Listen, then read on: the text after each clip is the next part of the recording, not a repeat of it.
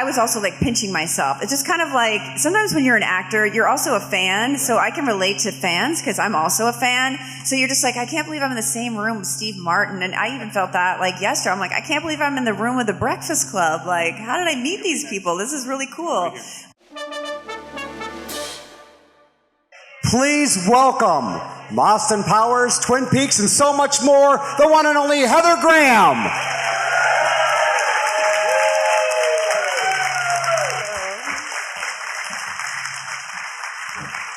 Thank you. Thanks for coming to the panel.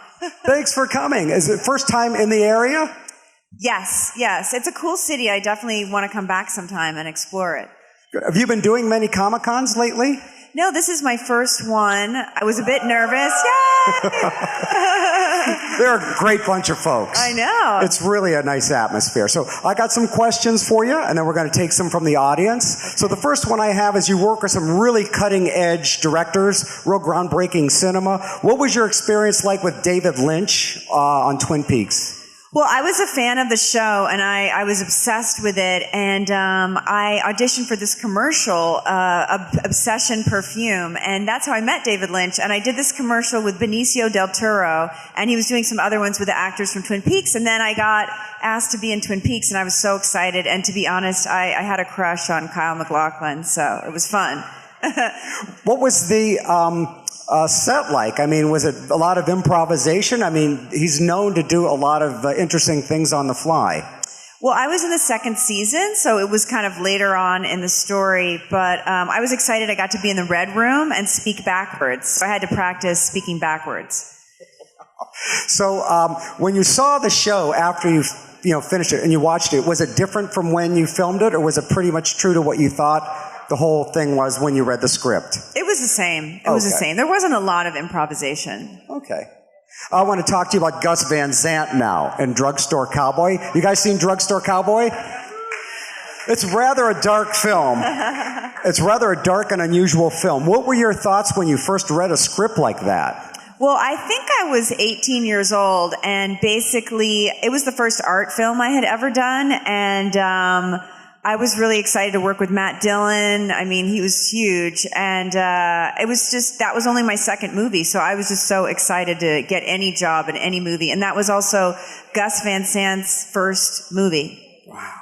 Was there a premiere to that? And what was it like being such a different film? There was a premiere, and it was during this time in like the late 80s, or early 90s, when independent cinema got really exciting in America. And it was just really exciting, like a lot of creative movies being made and not needing to go through the typical studio system kind of thing.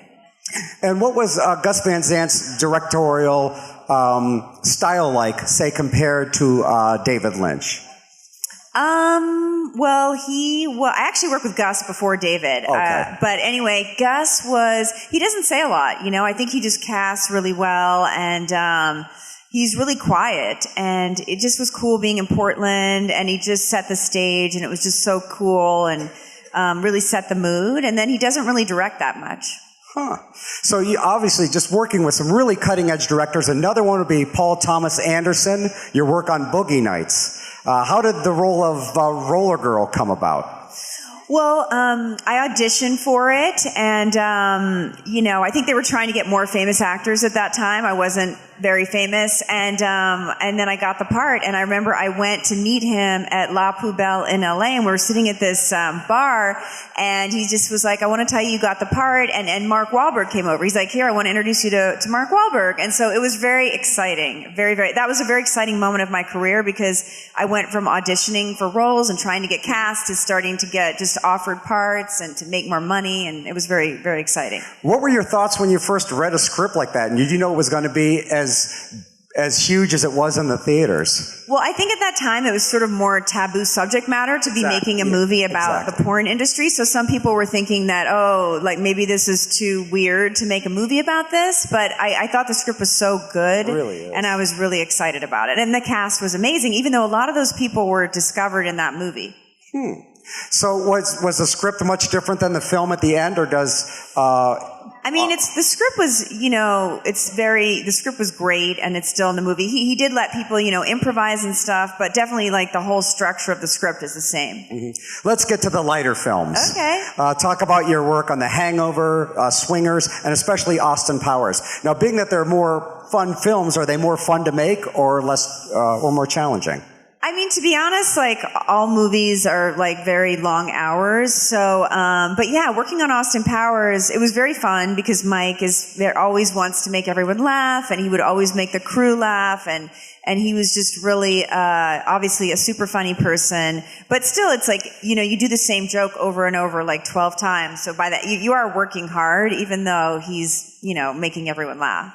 So during the takes, he doesn't really change anything. I mean, when you watch some of the films, it does look like some of that's right off the cuff. I mean, I know he's a great comic and looks very natural, but a lot of it does look like he's just trying to throw curveballs. Well, we would do rehearsals like on the weekend before we would shoot stuff, so it was all very rehearsed. So like by the time that we shot it, we pretty much knew what we were going to do. Like he would throw stuff in occasionally, but mostly he was doing what we had rehearsed. So if you hadn't seen it before, it would be, funny, but after doing it, maybe 20 times the weekend before, when you're in it, it's not, you're starting to, what's going to happen.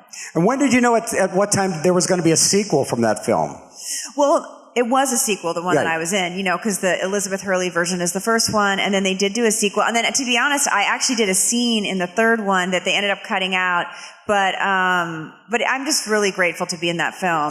Can you tell us what that scene was? It was something like where I came back, and there was this huge party, and we talked or something. But I think that they just felt like it wasn't like pushing the plot forward. But no, I'm so grateful to be in that film. And the director, Jay Roach, is a really talented director. He's done a lot of other really cool movies. He did all of the Austin Powers movies, and he did Meet the Parents and Bombshell and a lot of really great stuff. So I know both those styles of movies are a lot of long hours.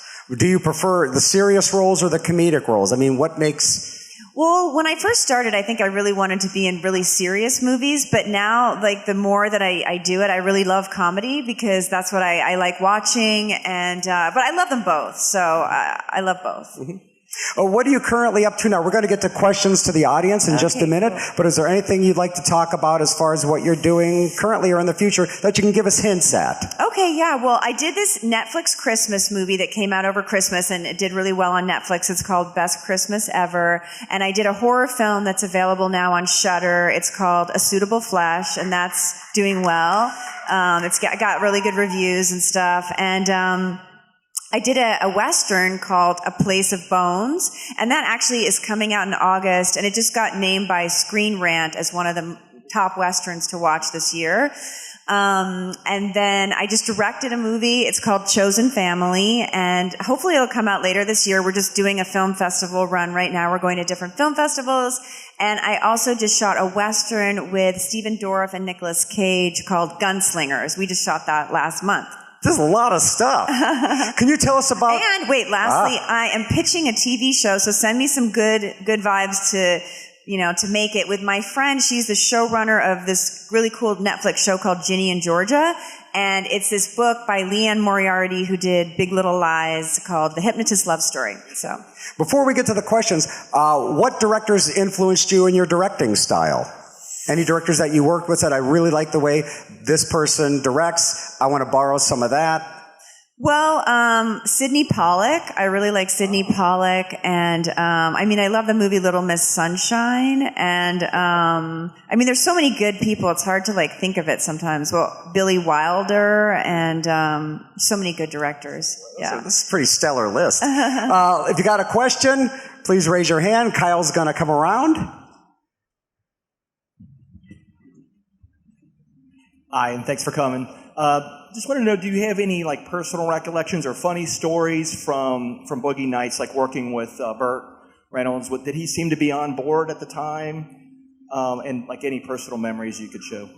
Share from Yeah, I mean, he was always really sweet to me. I think once he said like, "Oh, I have a Marilyn Monroe story I want to tell you." I think he said that she would walk down the street and that no one would recognize her, and then he said, "Oh, but when I turn on my persona, then everyone would recognize her." And I think he was in a lot of pain from like football injuries. I think he had to take like pain medication. And I mean, sometimes he could be a little grumpy, to be honest, but he was always really nice to me, and obviously he's an amazing actor. All right, let's get the next one. Actually, his last Comic-Con was ours, and he was really a great guy here. Yeah. He was really wonderful. No, he was lovely. And actually, I remember him teaching Paul, like we were shooting that scene where I kicked the guy with my roller skates, and he was like, "You have to shoot it this way if you want to get it finished tonight," and he was helping him figure out how to get all the shots done before the sun came up. Next question, and nice and loud into the microphone. Hi, Heather. Is that loud enough? Yes.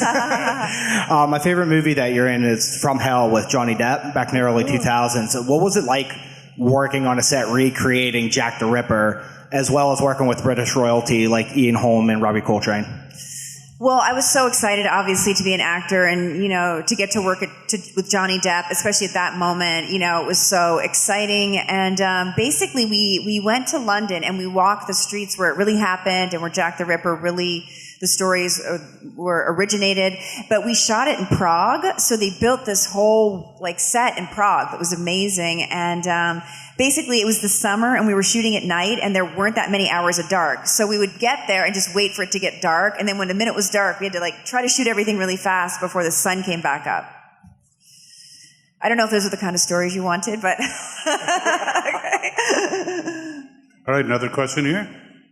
Yes. What was it like working with Mike Myers in Austin Powers, The Spy Who Shagged Me? Was he a really cool guy to work with? Did he invite you to dinner, or did you guys hang out off the set? Was he a really cool guy? Yeah, he's a really cool guy. I mean, I think he really loved making people laugh. A lot of comedians go to work and they're funny in the scenes, but he would go to work and try to make everyone on the whole crew laugh, just make up jokes. And at the same time, he was very, very hardworking, so he was serious and that he just wanted to make it great. And he was married at the time to this woman named Robin, and they were really sweet to each other. And yeah, no, I did have dinner with him sometimes, and it was really cool. And he was kind. I think his dad had died, so he was, kind of going through that. And then more recently, he got married to another woman that I know, and he's had kids. And I saw him, and he said, "Oh, now I'm having fun, just filming my kids. Instead of making a movie, I'm filming my family." So. Hey, Heather. Just wondering some of your memories of License to Drive and working with the two Coreys. Such a great 80s film. Oh, thank you. That's so fun. It's so fun that people still watch that. Well, okay, that was my first movie I had ever been in. So my memories are that I had basically done almost nothing and that I would drive onto the lot. I had just gotten my driver's license and that I would drive onto the 20th Century Fox lot and I would be pinching myself because I just was so excited that I was in a movie with Corey Haim and Corey Feldman and that I got to drive onto a movie lot. It was so fun. I mean, they were, such teen heartthrob idols, and to get to work with them was a huge dream come true. I felt like a total, just this suburban girl who had just no idea about the entertainment industry, and it was really fun to get to work with them. Okay, next. What was it like working with the Hughes brothers when you were in the movie From Hell? And what was it like working with James Woods in Diggstown? Okay, I don't see where you are, but... They didn't move. They're right back there. One seat over. Okay, cool. The Hughes brothers. Yeah, the Hughes brothers are very cool. I guess it's legal now, but they are, just these... They love music, right? And they were just fun to hang out with. And it's funny because... they would teach me street slang, and I told them that my, favorite character as a kid was Pippi Longstocking, so they would call me Pippi Grisam, because they'd be give me this cute street slang, and they would play this amazing music in their trailer, and we would hang out, and they're just really fun. We would go out at night. They were amazing. I mean, they're visually very cool, and the DP of that, Peter Deming, they created such a cool visual story for that. And in terms of Digstown, yeah, I mean, I was excited to be in a movie and to work with James Woods. He's obviously done some really cool roles. And it's weird. I don't have as many memories of that, but yeah, the Hughes brothers are, their first movie was Menace to Society. Right. So I was a huge fan of that. And yeah, they're really talented. On the far side? How's Annie? I'm dead. I died. Not good. I wish I was still alive, but... We have some questions on the other side of the room, too. Excellent. We'll get there.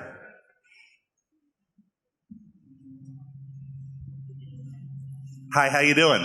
Good, how are you? Doing fine. Wanted to ask, since you've now worked on both sides of the camera, which is more rewarding to you? Well, of course, it's really amazing to work on just some of the stuff I've done that's like lasted, that you guys are asking me about. That was so fun to be an actor in things that people still watch. Like, that's a fun thing about going to these conventions, is like, oh wow, people still watch this thing and it was made a while ago. But it is really fun to be on the other side of the camera when you want to tell a story about something that you care about. And it's fun to do both. I hope I can keep doing both.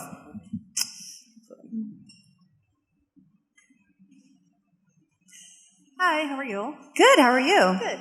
So, when you filmed The Hangover, did it feel more like work, or did it feel like it was just more fun?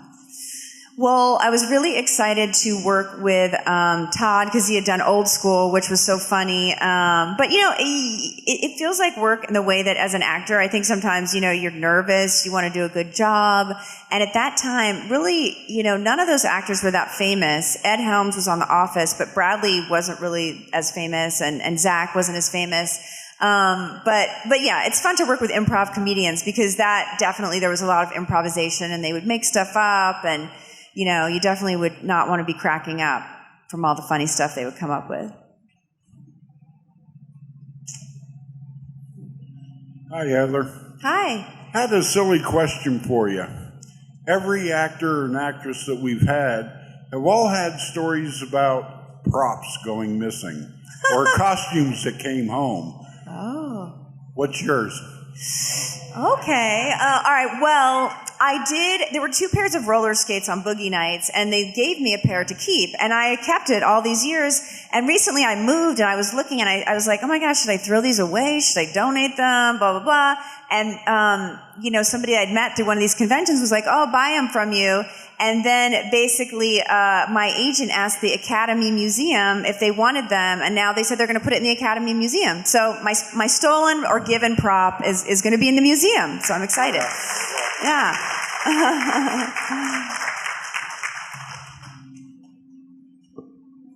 Hi, I wanted to ask about an ensemble movie. You worked with a great man that we all wish was here today. What was it like working with Emilio Estevez on Bobby? Oh, I know. Well, look, I have to say, I feel really lucky that I did get a Breakfast Club picture yesterday. I mean, that movie was like seminal in my childhood. I'm just so excited that I got to meet them, whatever, in the green room. But yeah, Emilio, it's cool. He's gotten into directing now, and it was so fun to work with him on Bobby. I mean, that movie also had like a really amazing cast where I got to meet like Sharon Stone and Helen Hunt and whatever, Elijah Wood and all these people. But it is great to see these actors who have such long careers and just watch their entire body of work. Like all the actors from The Breakfast Club, I'm just a huge fan. Back in the back. Hi, Heather. Hi. I'm just wondering how much time you spent doing footage for Stab, the movie within Scream, where you played the movie Casey, basically. Like, did you guys spend a lot of time, that stuff that didn't get on the screen? Well, I had watched, obviously, Scream, the first one, and it was amazing. And, I'm a fan of Drew Barrymore, and so when they asked me to do that, I was really excited because I love the first one. But I don't think that I probably only worked on that movie for, like, a day, 1 to 3 days, if I can, like, remember it right. But yeah, we recreated the scene from the first one, and it was really not a lot of shooting. But it's so cool because that's one of the things people are remembering the most, like at this convention that I'm in. And it's awesome, like what an important milestone in movies the Scream franchise has been. So I feel lucky to be a part of it. We're on that side still? Hi. Oh, you're good. That's nice and loud. Hi, Heather. Thanks for coming to Pittsburgh. So, having spent 2 semesters in film school, Bowfinger is one of my favorite comedies of all time. What about the role of Daisy attracted you to the project the most? Was it poking fun at the cliches, or was it working with Steve Martin and Eddie Murphy, or the script, or, you know? Well, I know. I feel really proud of that movie, too. I mean, I was a huge fan of Steve Martin, of course. I had a crush on him as a kid. I used to watch him on Saturday Night Live, and when he would do, like, the funky tut, thing, I just thought he was so cool. So when I got to work with him, I was also, like, pinching myself. It's just kind of like, sometimes when you're an actor, you're also a fan, so I can relate to fans, because I'm also a fan. So you're just like, I can't believe I'm in the same room with Steve Martin. And I even felt that, like, yesterday. I'm like, I can't believe I'm in the room with the Breakfast Club. Like, how did I meet these people? This is really cool. But yeah, so Steve Martin, Eddie Murphy, of course. And then, the director of that movie is Frank Oz, and he is the voice of Miss Piggy and Yoda. So basically, it's really cool. And the script was very funny, just making fun of the movie business and just, it's fun to get to play a role that's really, it was a fun role to play because she's kind of bad, but she's good. It's like, it was a fun character. And down there also? You like Judy Moody movies? Yeah. Good to see you again. Are you wearing a different costume today? Yes. Did you like Judy Moody? A lot. Oh, good. I like Austin Powers movie. Great. What is your costume today? Belle. That's cute. I like it. All right, thank you. Any more questions? Just raise your hand. Wait in the back and over there. Excellent. Hi. Hi. Okay, I was wondering, so if you could have any dream role, like you automatically know it's yours, what would that role be and who would play opposite you? Well, I think it'd be fun to be Scarlett O'Hara. I've thought about that, like in Gone with the Wind. And I also think it'd be fun to be Monster, the Charlize Theron character. I don't know, it'd be fun to like play that crazy serial killer. It's a stretch. Yeah. Okay. All the way back there. Keep that hand up. I can't see you. There it is. You got it? No? Where'd you go? I think someone might have been stretching. Okay. Here, down front. You missed it. It was all the way down here. Oh, sure. I'll get my steps in today. Oh, I like your guys' Breakfast Club t-shirts. That's cool. There you go. Where's Amelia? That's funny. That's really funny. It's a great sign. What's out of everything that you've done, and I love you in Boogie Nights. That's, thank you. My God, I love that movie. Every time I watch it, even cover your ears, son. Even when back in my younger days, even when I watch that movie, I still feel like, you know what I mean? Just because it's such a good, intense movie. I don't know. I love it. I have to say that. But what's been your favorite film to work on out of everything that you've worked on? What's been like and I know you have a lot, but what's like your most favorite that you've experienced? I mean, I do think Boogie Nights is probably up there because it's fun working with Paul. He's just really a fun director to work with. But it's also fun directing. But I think I've been lucky with a lot of things. Like it's pretty fun to go to the set and be like, oh, there's Steve Martin, But I have to say, like, I enjoy every job I work on, except for maybe one or two. But I just love that I get to be an actress. I feel really lucky. You're right down front. Hello. Hello. I wanted to ask, what do you like to do on your off time? What do you do for fun? Do you like to do like hiking, vacationing, normal things? Normal day. I don't like to do any normal things. No, of course I do. Well, I really love yoga. I really got into yoga. It's really great if you get stressed or you get anxious to do yoga. And I like traveling, of course. I like going to Mexico and just reading books. And I kind of got into cooking recently. I like food, basically eating food and cooking food, and of course just hanging out with my friends. Things like that. I like being lazy. I think doing nothing is also like an amazing thing to do. Hi there. Is there a scene or a part that when you watch back, you look and say, damn, I was good?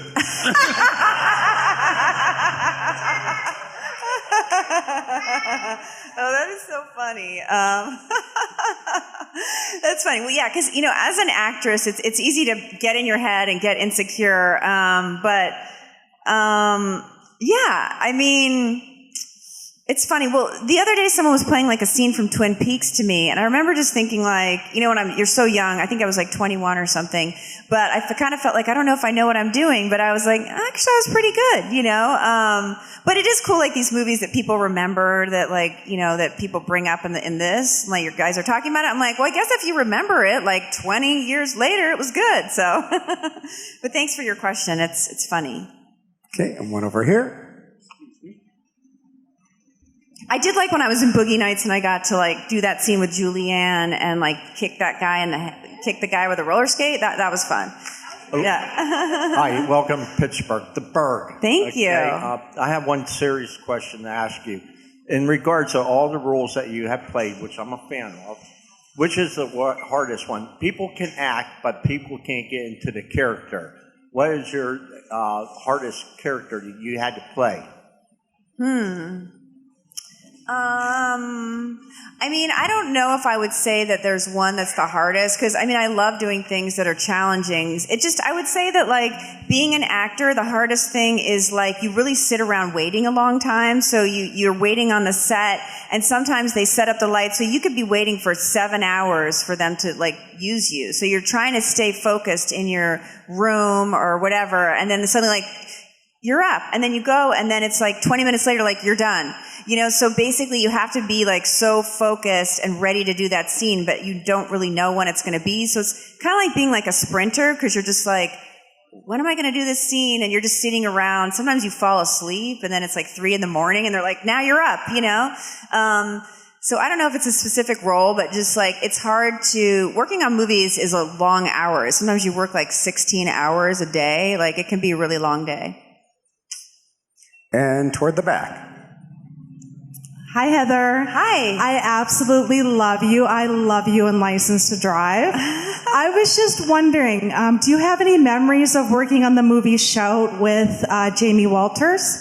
Oh, that's cute. Yeah, I remember that I worked with John Travolta and Jamie Walters. Jamie Walters is so cute. John Travolta was really sweet. I remember that he basically got us all these really nice presents. And I was very young. I don't know, I was 20 or something.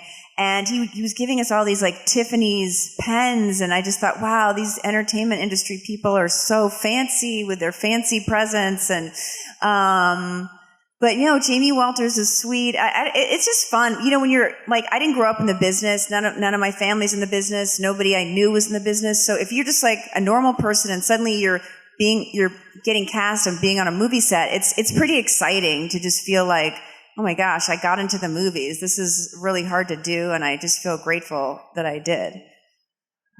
Well, Kyle has our last question. You're going to be headed to your table to sign, so please go and visit. If you didn't have a chance to think of a question now, maybe you'll get one later, and please visit her at her table. Kyle, fire away with the last one. All right, so is there a scene that you can recall that was very difficult to get through because the giggles? I know that happens. Eddie Murphy on Bowfinger was really funny. There's a scene where I take my top off, which I didn't really, but there's a scene where he's looking at me and I remember that it was really funny, and sometimes you just get the giggles because you're just working really long hours and everyone just starts laughing for no reason, and then you have to try to not laugh. But I do feel lucky that I've got to work with a lot of comedians that make you laugh a lot. So it's really fun. Well, thank you for coming out, being the first Q&A of the day. Head to your table, do some signing. Thank you. Thanks for the questions. Give it up for Heather Graham. Thank you, Heather. This is Debbie Derryberry, and you're watching Fandom Spotlight. Be sure to like and subscribe. And remember, geniuses know you need to have fun and follow your fandom. Got a blast!